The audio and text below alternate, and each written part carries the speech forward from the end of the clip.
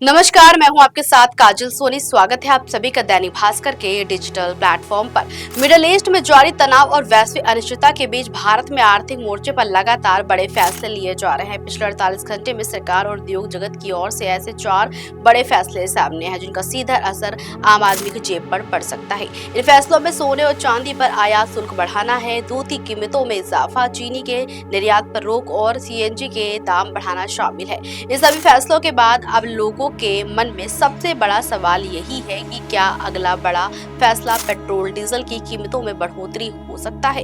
प्रधानमंत्री नरेंद्र मोदी की ओर से हाल ही में ईंधन बचाने की अपील किए जाने के बाद ये चर्चा और भी ज्यादा तेज हो गई है। हालांकि पेट्रोलियम मंत्री हरदीप सिंह पुरी ने साफ कहा है कि देश में पेट्रोलियम उत्पादों की कोई कमी नहीं है और भारत के पास पर्याप्त ईंधन भंडार मौजूद है, लेकिन इसके बावजूद लोगों में महंगाई को लेकर चिंता बनी हुई है। जी हाँ, सरकार ने पहला बड़ा आर्थिक कदम उठाते हुए सोने और चांदी पर आयात शुल्क बढ़ाकर 15% कर दिया है। जी हाँ, इसके बाद बाजार में सोने चांदी की कीमतों में तेज उछाल देखने को मिला। माना जा रहा है कि सरकार घरेलू बाजार में कीमतों को नियंत्रित रखने और आयात को सीमित करने की रणनीति पर काम कर रही है।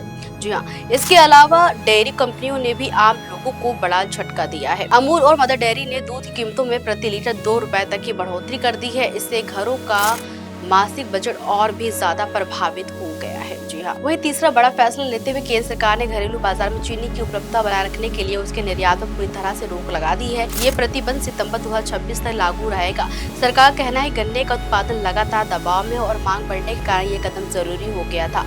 इसी बीच CNG के दामों में भी बढ़ोतरी देखने को मिली है। फिलहाल मुंबई में CNG के रेट 2 रुपए तक बढ़ाए गए हैं, लेकिन आशंका जताई जा रही है कि आने वाले समय में दूसरे शहरों में भी CNG महंगी हो सकती है। इन सभी फैसलों के बाद अब सबसे ज्यादा चर्चा पेट्रोल और डीजल की कीमतों को लेकर हो रही है। मिडिल ईस्ट में जारी युद्ध के कारण कई देशों में ईंधन कीमतें तेजी से बढ़ी और इसका असर अंतर्राष्ट्रीय बाजार में कच्चे तेल की कीमतों पर देखा जा रहा है।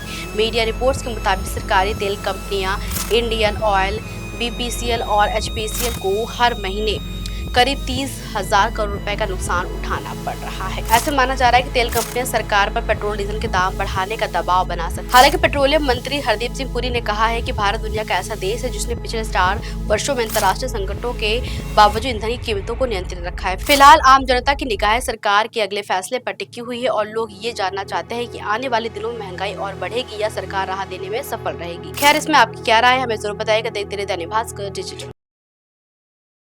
राजनीति हो या क्रिकेट, देश विदेश की ब्रेकिंग हो या आपके मोहल्ले की बड़ी खबर, सब मिलेगा एक ही ऐप में, सबसे तेज और भरोसेमंद। अभी डाउनलोड करें दैनिक भास्कर डिजिटल।